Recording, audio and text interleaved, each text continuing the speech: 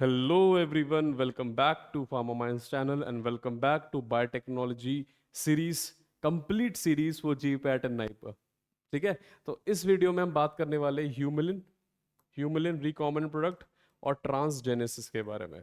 Sir ये आपका जो है 7th पार्ट है। सर कितने पार्ट आएंगे, क्योंकि हमें सिलेबस जल्दी से कंप्लीट करना है, तो 10 से 11 पार्ट आएंगे। कमाल की बात क्या है, 70% पोर्शन आप ऑलरेडी फिनिश कर चुके हो। 6th पार्ट तक 70% पोर्शन फिनिश हो चुका है। इसके बाद जो लेक्चर आएंगे वो छोटे छोटे 10 मिनट 15-20 मिनट तक के लेक्चर होंगे, छोटे छोटे लेक्चर होंगे। ठीक है, चलो तो डरना नहीं है और स्टार्ट करते हैं, इसको भी जल्दी से फिनिश करते हैं। तो यहाँ पर एक टेबल दी हुई है रिकॉम्बिनेंट प्रोडक्ट्स की, और मैं चाहता हूँ इस समय आप इस पर ध्यान ज़्यादा देना। जब नाइपर की प्रिपरेशन करोगे तो इस टेबल को आके रट लेना। ठीक है, बस जी पैट के पॉइंट ऑफ व्यू से बता देता हूँ, ये पूछ सकता है इंटरफेरो जो आपका इंसुलिन है, इसका ट्रेड नेम होता है, मतलब जिस नाम से बेचा जाता है मार्केट में, ह्यूमुलिन या ह्यूमन इंसुलिन एएफ। कंपनी का नाम है एली लिली और नोवो नॉर्डिस्क, और कहाँ इस्तेमाल करते हैं, डायबिटीज़ में। तो सिंपल आपको पता लग गया होगा ये प्रोडक्ट है हमारा, किस नाम से बेचा जाता है, कौन सी कंपनी बनाती है और उसका यूज़ क्या है। तो ये सारी चीज़ें जो हैं नाइपर में पूछेगा, जी पैट में ना के बराबर चांस है, बट स्टिल फार्माकोलॉजी के पॉइंट ऑफ व्यू से ये पढ़ लो। ग्रोथ हार्मोन डॉर्फिज्म में देते हैं, अल्फा इंटरफेरॉन कैंसर में देते हैं, हेरी सेल न्यूकेमिया कैंसर होता है ये, टीपीए टिश्यू प्लाज्मिनोजन एक्टिवेटर ये देते हैं मायोकार्डियल इन्फेक्शन में, इथ्रोपोइटिन देते हैं अनीमिया में।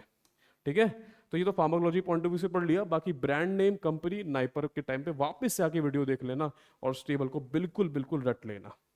ठीक है, चलो अब ह्यूमुलिन का प्रिपरेशन, ये बड़ा इंटरेस्टिंग है। ये क्वेश्चन मैं ये टॉपिक पढ़ाता भी नहीं, लेकिन जी पैट 2018 में ये क्वेश्चन आया था और काफ़ी ज़्यादा ना टफ क्वेश्चन था, ऑनेस्टली बता रहा हूँ। अब इस टफ क्वेश्चन के लिए पूरा कंसेप्ट मैं पढ़ाऊंगा, तो ध्यान से 5-10 मिनट देना, ये पूरी कहानी सुनना। ठीक है, चलो तो क्वेश्चन मैं आपको बता देता हूँ, मैं यहाँ पर डाल नहीं पाया, लेकिन क्वेश्चन कुछ यूँ पूछा गया था कि जो ह्यूमुलिन हम बनाते हैं उसके अंदर बहुत सारे स्टेप्स होते हैं। अब स्टेप को डिसऑर्डर कर रखा था और आपको बताना था कौन सा स्टेप पहले आएगा, कौन सा बाद, कौन सा उसके बाद, कौन सा लास्ट में। ये क्वेश्चन पूछा गया था, एक बार चेक कर लेना। और मैं आपको दो चीज़ें बताऊंगा इसके अंदर, एक बेसिक प्रोसेस क्या होता है और कुछ एडवांस वाली चीज़ है, क्योंकि दोनों चीज़ पेपर में आई थी। ठीक है, तो बेसिक प्रोसेस पहले बता देता हूँ, ध्यान से सुनना, ध्यान से सुनना। ठीक है, जो मैं आपसे रिक्वेस्ट करूंगा, जो मैं अभी बना रहा हूँ यहाँ पर, कॉपी में बनाते चलो साथ साथ, जल्दी समझ आएगा। मान के चलो ये ओके, पहले मैं आपको थोड़ा ह्यूमुलिन का इंट्रोडक्शन दे देता हूँ। ह्यूमुलिन बेसिकली इंसुलिन ही होता है। ठीक है, इंसुलिन होता है। इंसुलिन के अंदर 51 अमीनो एसिड होते हैं, और इसके अंदर दो चेन पाई जाती हैं, ए चेन, ठीक है, और बिल्कुल सही बात, बी चेन। ठीक है, ए चेन में 21 अमीनो एसिड होते हैं और बी चेन में 30 अमीनो एसिड होते हैं। टोटल कितने हो गए, 51 अमीनो एसिड, जो मैंने पहले बताया। अब ये बात पता लग गई। चलो, तो ये ए चेन बी चेन पे ध्यान दो। जब हम ह्यूमुलिन को प्रिपेयर करते हैं ना, तो पूरा इंसुलिन एक साथ नहीं कर पाते, हमें ए चेन को अलग प्रिपेयर करना पड़ता है और बी चेन को अलग, और जब दोनों बन जाते हैं तो साथ में जोड़ देना होता है। ठीक है, तो चलो अब यहाँ पर मान के चलो ये आपका डीएनए है जो ए चेन बनाता है इंसुलिन की।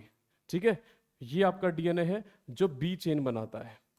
ठीक है, ए चेन में 21 अमीनो एसिड, बी चेन में आपके 30 अमीनो एसिड। अब प्लीज मेक श्योर, अगर आपने पार्ट 6 नहीं देखा और पार्ट 7 देख रहे हो डायरेक्टली, तो ये समझ नहीं आएगा। ठीक है, क्योंकि इसके बाद जो मैं बताने वाला हूँ वो पार्ट 6 से आता है। ठीक है, चलो कीप, मुझे कलर दूसरा चाहिए, चलो ये चेंज ही कर लेते हैं ना, दोबारा बना देता हूँ। ठीक है, ओके, ये आपका डीएनए जो ए चेन बना रहा है, ठीक है, ये आपका बी चेन बना रहा है। चलो आगे चलते हैं। अब इसको बेसिकली मैं चाहता हूँ इस चेन को मैं बार बार रेप्लिकेट करूँ ताकि मैं ज़्यादा से ज़्यादा इंसुलिन बना सकूँ। लेकिन हमें पता है इसको ऐसे नॉर्मल बेसिस पे रेप्लिकेट कराना पॉसिबल नहीं है, अगर इसको मैं बैक्टीरिया में नहीं डालता तो। अगर मैं इसको बैक्टीरिया में डालूंगा तो जल्दी रेप्लिकेट होगा, क्योंकि बैक्टीरिया की जो रेप्लिकेशन की स्पीड होती है वो बहुत फास्ट होती है, वो जल्दी जल्दी जल्दी रेप्लिकेट होता है। तो इसको मैं इंसर्ट कराऊंगा कहाँ पे, बिल्कुल सही बात है, प्लास्मिड में। प्लास्मिड, ये आपका प्लास्मिड होता है, ठीक है, प्लास्मिड। अब यहाँ पे एक डाउट बच्चों को क्रिएट होगा जो सीधे पार्ट 7 देख रहे हैं ना, ये जगह क्यों खाली छोड़ी बीच में? यहाँ पर भी डीएनए का सीक्वेंस था, मैंने काट दिया, क्यों? ताकि ये इंसर्ट करा सकूं। किसने काटा? रिस्ट्रिक्शन एंडोन्यूक्लियस एंजाइम ने, ठीक है। चलो, तो ये क्या होगा, अब इन दोनों को जोड़ेंगे, ठीक है। जोड़ेंगे कैसे? With the help of enzyme known as DNA ligase, ठीक है, डीएनए लाइगेज। सेम एंजाइम वहां भी फॉलो होगा। आगे चलते हैं। अब ये कुछ इस तरह से दिखेगा,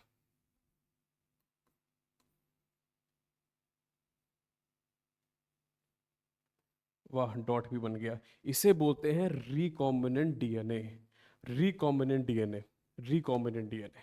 अब क्या करेंगे? अब अब क्या करेंगे? यहाँ पे मान के चलो, यहाँ पे एक होस्ट सेल ये है, एक होस्ट सेल ये अलग सेल्स हैं, ठीक है। ये कौन सी सेल है? ई कोलाई, ये बैक्टीरिया है, ये बैक्टीरिया है, ठीक है, ये बैक्टीरिया है, ठीक है। तो इस डीएनए को, ये सेल बड़ी है, डीएनए बहुत छोटा है, बन गया सेम साइज का, लेकिन याद रखना ये डीएनए है, ये सेल है, इसके अंदर ट्रांसफर कर देंगे, इसके अंदर ट्रांसफर कर देंगे, ठीक है। अब क्या होगा? अब क्या होगा? यहां तक आपने ड्रॉ कर लिया होगा, ठीक है। अब आगे चलते हैं, इसको मुझे क्लीन करना पड़ेगा। बस इस स्टेप तक याद रखना कि मैं बैक्टीरिया के अंदर रिकॉम्बिनेंट डीएनए डाल चुका हूं, ठीक है। अब आगे आ जाओ। अब क्या होगा? ये जो होस्ट सेल है, जिसके अंदर हमारा डीएनए पड़ा हुआ है, डीएनए पड़ा हुआ है, रिकॉम्बिनेंट डीएनए, इसको हम डालेंगे, इसको इस तरह से बना देते हैं, ठीक है। चलो, इसको हम डालेंगे कल्चर मीडियम में, कल्चर मीडियम में, ये है कल्चर मीडियम। यहां जाके क्या होगा? ऑफ कोर्स ही बात है, कल्चर मीडियम है, तो ये इकोलाई जल्दी जल्दी ग्रो करेगा, और जल्दी जल्दी ग्रो करेगा। एक समय के बाद जब हमें पता लग जाएगा कि अच्छा इकोलाई ग्रो कर चुका है और हमारे पास अच्छा खासा अमाउंट में ए चेन और बी चेन आ गई है, तब हम वहां से प्रोडक्ट को निकालेंगे। क्या करेंगे? Product extraction, product extraction. और उसके बाद उसको करेंगे प्लस प्यूरिफाई। हो सकता है कि हमारे प्रोडक्ट पे, मतलब कि ए चेन बी चेन पे कुछ बैक्टीरिया चिपक के आ जाए, तो उसको प्यूरिफाई करेंगे with the help of chromatography, chromatography, ठीक है। अब क्या हुआ? ये पूरा ताम झाम करने के बाद आपके पास दो चेन आ गई बहुत ज्यादा अमाउंट में, ठीक है, ए चेन बी चेन, ठीक है। अब क्या करोगे? इनको जोड़ते ही इंसुलिन बन जाएगा। तो हम क्या करते हैं, इनके बीच में डाइसल्फाइड बॉन्ड बनाते हैं, डाइसल्फाइड बॉन्ड बनाते हैं, और डाइसल्फाइड बॉन्ड बनाते ही तैयार हो जाता है इंसुलिन, ठीक है। तो यही आपका इंसुलिन, मतलब कि ह्यूमुलिन बनाने का प्रोसेस था, ठीक है। ये समझ आ गया? ये आपका बेसिक प्रोसेस है। कुछ कुछ टर्म्स है जो मुझे आपको बताने हैं, क्योंकि उसके बिना आपको चीजें समझ आएंगी नहीं, ठीक है। ये तो चलो आपको समझ आ गया होगा। अब क्या होता है ना, अब थोड़ा ध्यान देना इस चीज पे कि मान के चलो ये प्लास्मिड है, ठीक है, ये प्लास्मिड है, ठीक है। मैंने क्या बोला था? प्लास्मिड के अंदर मैं डीएनए इंसर्ट कराता हूँ, डीएनए इंसर्ट कराता हूँ, बराबर। ये दूसरा स्टेप था। ये डीएनए प्रॉपरली इंसर्ट हुआ कि नहीं हुआ, ये पता लगता है बीटा गैलेक्टोसिडेज से, बीटा गैलेक्टोसिडेज।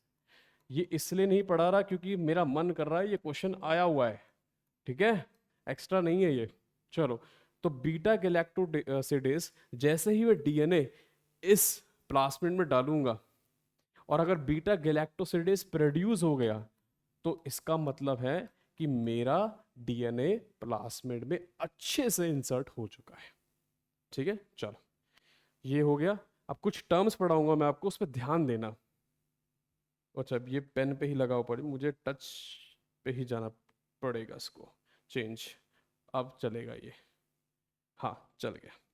ठीक है। तो बीटा गैलेक्टोसिडेज बेसिकली, ये आपको ऑलरेडी पढ़ा चुका हूं मैं, अगर ये प्रोड्यूस हो जाए तो इससे हमें ये पता लगता है कि इंसुलिन की जो जीन है वो अच्छे से इंट्रोड्यूस हो चुकी है। ठीक है। ये बीटा गैलेक्टोसिडेज बनता है लैक जी से। लैक जी एक स्ट्रक्चरल जीन होता है। लैक जी, जी बोल लो, जेड बोल लो। ठीक है। फिर आता है लैक ऑपरेन सिस्टम। ये बेसिकली इंसुलिन के जीन एक्सप्रेशन को रेगुलेट करता है। इसका क्या मतलब हुआ?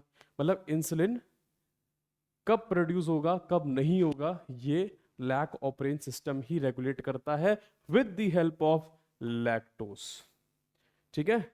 अगर आपने कल्चरल मीडियम में, कल्चर मीडियम मैंने बताया था, उसके अंदर लैक्टोस डाल दिया तो ये लैक ऑपरेन एक्टिवेट हो जाता है, जिससे जो इंसुलिन प्रोड्यूसिंग जीन्स थे ना उसके अंदर, रिकॉम्बिनेंट डीएनए, वो इंसुलिन की चेन्स बनाने लगता है। और लैक्टोस मैंने हटा दिया तो वही प्रोसेस रुक जाएगा। तो कुल मिला के लैक ऑपरेन सिस्टम जो है, it's like a switch, on off on off. आपने लैक्टोस अंदर डाला, स्विच ऑन हो गया, इंसुलिन बनने लगेगा। आपने लैक्टोस वहां से हटा दिया, स्विच बंद हो जाएगा और इंसुलिन बनना बंद हो जाएगा। इंसुलिन बनना बंद मतलब इंसुलिन की चेन्स बनना बंद हो जाएगा, मोर स्पेसिफिकली। ठीक है, चलो बहुत बढ़िया, आगे चलते हैं। लास्ट में आता है मेथियोनिन एंड साइनोजन ब्रोमाइड। तो ये भी इंपॉर्टेंट होते हैं। बेसिकली क्या है, ये एक प्रोटीन ही तो है ना, जो बनता है, हमारा जो चेन्स बनती है प्रोटीन ही तो है। तो उसकी शुरुआत होती है मेथियोनिन से, बस इतना याद रखना कि जो प्रोटीन सिंथेसिस की शुरुआत होती है वो किससे होती है? मेथियोनिन से होती है। ठीक है। एक बार इंसुलिन चेन प्रोडक्शन हो जाए तो ओके, ये चीज इसको स्किप कर देना यहाँ पर। ठीक है। इंसुलिन चेन को हमें रिमूव कभी नहीं करना होता, मेथियोनिन को रिमूव करना होता है। ठीक है, माय अपॉलॉजीज। ठीक है। तो मेथियोनिन को रिमूव करने के लिए हम साइनोजन ब्रोमाइड वहां देते हैं। ठीक है, साइनोजन ब्रोमाइड देते हैं, टाइपो एरर हो गया। ठीक है। तो मेथियोनिन सबसे पहला जो है अमीनो एसिड जो है वहां बनता है, उसके बाद प्रोटीन सिंथेसिस स्टार्ट हो जाता है। ठीक है। उसके बाद जब इंसुलिन की चेन्स बन जाती है तो मेथियोनिन को हटाने के लिए हम साइनोजन ब्रोमाइड का इस्तेमाल करते हैं। बस यही बातें आपको याद रखनी है। ठीक है, चलो। तो यहां पर आपका ये टॉपिक कंप्लीट होता है, रिकॉम्बिनेंट प्रोडक्ट्स और ह्यूमलिन। बस आप कुछ फैक्ट्स याद कर लो। इंसुलिन के अंदर 51 एसिड्स होते हैं, अमीनो एसिड। जी पैट 2021 और 18 में आया हुआ है। इंसुलिन की चाहिए में 21 अमीनो एसिड, बी में 30 अमीनो एसिड होती है। ह्यूमन ग्रोथ फैक्ट हार्मोन के अंदर 191 अमीनो एसिड होता है। टिश्यू प्लास्मिनोजन एक्टिवेटर के अंदर 527 अमीनो एसिड होते हैं। ये सारे फैक्ट हैं, बस रटने हैं। इंटरफेरॉन अल्फा बीटा गामा, तो अल्फा के अंदर 166 से लेके 172 अमीनो एसिड होते हैं, बीटा में थोड़े ज़्यादा होते हैं और गामा में सबसे कम होते हैं। तो ऐसे भी आप याद कर सकते हो। ठीक है। तो ये सारा फैक्ट है, आपको याद करना है। चलो आगे चलते हैं। लास्ट में क्या लिखा है यहाँ पर? Recombinant, recombinant TPA. सर ये टीपीए क्या है? TPA is nothing, TPA is nothing, it is tissue plasminogen activator. Tissue plasminogen activator. ठीक है, चलो। तो ये सबसे पहला फार्मास्यूटिकल प्रोडक्ट था, सबसे पहला फार्मास्यूटिकल प्रोडक्ट था जिसको ममेलियन सेल ने बनाया था। Just for your information, fact. ठीक है, अगर वन लाइनर क्वेश्चन आ गया तो वहां आपका ये बन जाएगा। चलो नेक्स्ट।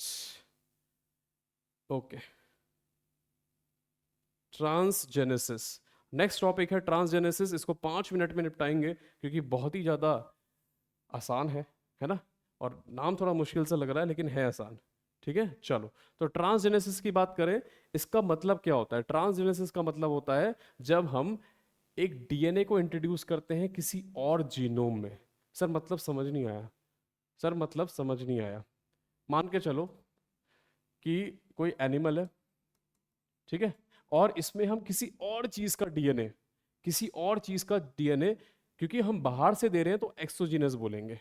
तो ये एक्सोजीनस डीएनए जो बाहर से आ रहा है, इस एनिमल के डीएनए में इंट्रोड्यूस कराएं, इस एनिमल के डीएनए में इंट्रोड्यूस कराएं, इसी प्रोसेस को बोलते हैं ट्रांसजेनेसिस। ठीक है। और ये जो एनिमल का डीएनए होता है, इसको यहां बोला जाता है जीनोम। जीनोम मतलब होता है टोटल डीएनए, टोटल डीएनए। ठीक है, चलो एक बार दोबारा से बता देता हूं। यहां पर क्या होता है, एक्सोजीनस बाहर वाला डीएनए, बाहर से जो डीएनए है वो हम किसी एनिमल या प्लांट में ट्रांसफर करते हैं उसके टोटल डीएनए के अंदर। जीनोम मतलब टोटल डीएनए, एक जीन नहीं, टोटल। ठीक है, चलो, ताकि उसके अंदर कुछ डिजायरेबल हेरिटेबल ट्रेट आ जाए। मतलब जो ट्रेट, मान के चलो कि जो डीएनए हम ट्रांसफर करा रहे हैं उस एनिमल के अंदर या प्लांट के अंदर, उसके अंदर ये क्षमता है कि वो डिजीज के अगेंस्ट रेजिस्टेंस प्रोवाइड करता है। तो जिस भी एनिमल या प्लांट के अंदर हम प्रोवाइड वो डीएनए डालेंगे तो उस एनिमल या प्लांट में वो कैरेक्टरिस्टिक भी आ जाएगा। ठीक है, चलो, तो बड़ा आसान है। तो जो बाहर से डीएनए डाला जाता है उसे ट्रांसजीन बोला जाता है, और एनिमल या प्लांट जिसके अंदर डाला जाता है वो है ट्रांसजेनिक एनिमल या ट्रांसजेनिक प्लांट, और इनको कुल मिला के जेनेटिकली मॉडिफाइड ऑर्गेनिज्म बोला जाता है। क्योंकि सीधी सी बात है, जैसे मैं बाहर से डीएनए डालूंगा तो इनके जीन्स में फर्क पड़ेगा, तो जीन्स में फर्क पड़ेगा तो ओवरऑल उनका फंक्शन भी चेंज होगा। तो जेनेटिकली मॉडिफाइड ऑर्गेनिजम्स, ठीक है, जेनेटिकली मॉडिफाइड हो जाते हैं। सबसे ज़्यादा इस्तेमाल करते हैं माउस, रैबिट, पिग, काउफिश, शीप। ठीक है, सबसे पहला एनिमल जो इस्तेमाल किया गया था ट्रांसजेनेसिस के लिए वो था माउस, और ये एनिमल ऑफ चॉइस है, ये भी याद रखना, ये मेन पॉइंट है। तो सबसे ज़्यादा ट्रांसजेनेसिस माउस के अंदर कराया जाता है एज ए एनिमल। ठीक है, ट्रांसजेनेसिस लार्जर बड़े एनिमल्स में डिफिकल्ट होती है क्योंकि वहाँ पे एफिशिएंसी लो रह जाती है, और साथ ही साथ जेस्टेशनल पीरियड भी लंबा रहता है, लॉन्ग होता है, लॉन्ग होता है। ठीक है, चलो, चांसेस ऑफ इन्फेक्शन एग्जिस्ट। अब ये जो बड़े एनिमल्स होते हैं इनके अंदर चांसेस ज़्यादा होते हैं इन्फेक्शन के ना। चलो, pigs are most common animals for harvest of human organs for transplantation, since physiology of pigs is similar to that of humans. Basically जब ट्रांसप्लांट करना होता है ना, तो और ट्रांसप्लांट करने के लिए जो ऑर्गन्स का इस्तेमाल किया जाता है वो पिग से ले सकते हैं, क्योंकि जो इनकी फिजियोलॉजी होती है वो ह्यूमन से सिमिलर होती है। ठीक है, ह्यूमन से सिमिलर होती है। चलो आगे चलते हैं। ओके, सबसे पहला ट्रांसजेनिक एनिमल जो बनाया गया था उसका नाम था, उसका नाम क्या था, उसका नाम था सुपर माउस, 1974 में by Rudolf Jaenisch and Beatrice Mintz. इतना इंपॉर्टेंट नहीं है सुपर माउस फिलहाल अभी। बताओ जिसने बनाया, सर बोल रहे हैं उसका नाम इंपॉर्टेंट नहीं है। हाँ बिल्कुल इंपॉर्टेंट है, नाइपर के लिए जीपैट में ये ज़्यादा पूछ सकता है सुपर माउस। ठीक है, डॉली, डॉली बेसिकली एक शीप है।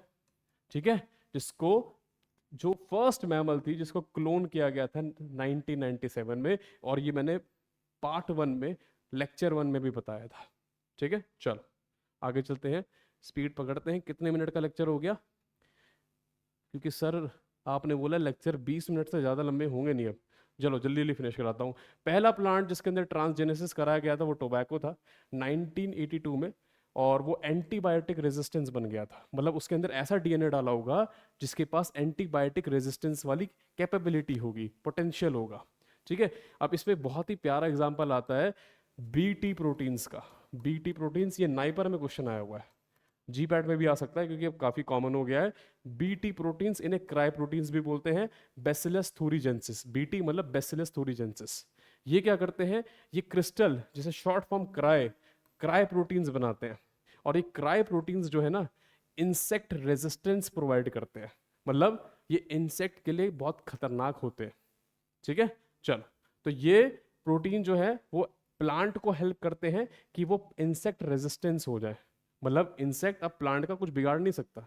ठीक है, कैसे, तो ये क्रिस्टल्स जैसे ही बॉडी ऑफ इंसेक्ट, मतलब इंसेक्ट की बॉडी में एंटर करते हैं under alkaline condition and some proteolytic enzyme, तो ये एक्टिव हो जाते हैं। तो इंसेक्ट के अंदर क्या होता है, अल्कलाइन कंडीशंस होती हैं, कुछ प्रोटियोलाइटिक एंजाइम होते हैं जो इस क्राई प्रोटीन को एक्टिवेट कर देता है। कुल मिला के इंसेक्ट अपने ही पैर पे कुल्हाड़ी मार रहा है। ठीक है, तो जैसे ही ये एक्टिव होते हैं, टॉक्सिन उनकी बॉडी में इंसर्ट हो जाता है, कहाँ पर, गट एपिथेलियल सेल्स में, जिसकी वजह से आयन चैनल्स बनते हैं। ठीक है, और ह्यूज अमाउंट ऑफ एटीपी का लॉस होता है और इंसेक्ट की डेथ हो जाती है। अब ये पूरी की पूरी कहानी आपको याद करने की जरूरत नहीं है, खासकर ये पॉइंट बहुत डीप है। आपको सिर्फ और सिर्फ याद रखना है बैसिलस थूरिजेंसिस का नाम, ये क्या प्रोवाइड करता है, इंसेक्ट रेजिस्टेंस, और इसका मैकेनिज्म क्या है, ये वाला पॉइंट। अगर आप ये आपको याद हो गया तो बहुत अच्छी बात है, फ्लो में, है ना, नहीं तो पहले 3 पॉइंट ज़्यादा इंपॉर्टेंट थे। चलो 20 मिनट के पहले लेक्चर फिनिश करना है। Okay, special points of cry proteins. Cry proteins के बारे में स्पेशल पॉइंट ये है कि ये इंसानों को, एनिमल्स को टॉक्सिक नहीं होता, क्योंकि हमारे अंदर अल्कलाइन पीएच होता तो है, लेकिन पेट में क्या है, एसिडिक पीएच है, ठीक है, एंड स्पेसिफिक प्रोटियोलिटिक एंजाइम नहीं होते, है ना। जो इंसेक्ट के पास है वो वाले प्रोटियोलाइटिक एंजाइम हमारे पास तो नहीं है, हम बड़े चालाक हैं, हम नुकसान नहीं होने देंगे खुद को, ठीक है। इसलिए ये जो क्राई प्रोटीन है ये बायोपेस्टिसाइड की तरह इस्तेमाल किया जाता है, और उसकी क्रॉप्स भी बना दी गई, मेज and cotton BT crops. BT मतलब बैसिलस थूरिजेंसिस, ठीक है। अब दिक्कत आ रही है इस प्रोटीन के साथ ये कि धीरे धीरे करके जो पेस्ट है, मतलब इंसेक्ट है, उनके अंदर भी रेजिस्टेंस होता जा रहा है, मतलब वो भी धीरे धीरे समझदार होते जा रहे हैं कि भैया ये क्राई प्रोटीन बड़ा खतरनाक है, तो वो भी अपने लिए रेजिस्टेंस बना रहे हैं कि हम पे क्राई प्रोटीन का कोई असर ना हो, ठीक है। चलो ओके, तो क्रॉप प्लांट की बात कर लेते हैं और देख लेते हैं कि उनके अंदर क्या इफेक्ट आया जब उनके जीन को ऑल्टर कर दिया गया। कॉटन, मेज, पोटैटो, इंसेक्ट रेजिस्टेंस आ गई। टोबैको के अंदर वायरस रेजिस्टेंस आ गया। राइस के अंदर विटामिन ए इनरिचमेंट, मतलब उनको विटामिन ए दे दिया गया कि भैया राइस के अंदर भी विटामिन ए है। अब टोमेटो के अंदर डिलेड राइपनिंग हो गई, डिलेड राइपनिंग हो गई, ठीक है। चलो बहुत ही बेसिक चीजें हैं और यहाँ पे आपका टॉपिक होता है खत्म, ठीक है। तो ये पार्ट 7 था, और पार्ट 8 के अंदर हम बात करेंगे बहुत ही इंपॉर्टेंट टॉपिक एलिसा, क्योंकि सिर्फ और सिर्फ ये एलिसा बायोटेक्नोलॉजी का पार्ट नहीं है ना, और जेल इलेक्ट्रोफोरेसिस ये एनालिसिस में भी आ जाता है। तो अगली क्लास में ये 3 चीज़ हम डिस्कस करने वाले हैं, ठीक है। चलो मिलते हैं अगली क्लास में, फिर आ जाओ, थैंक यू।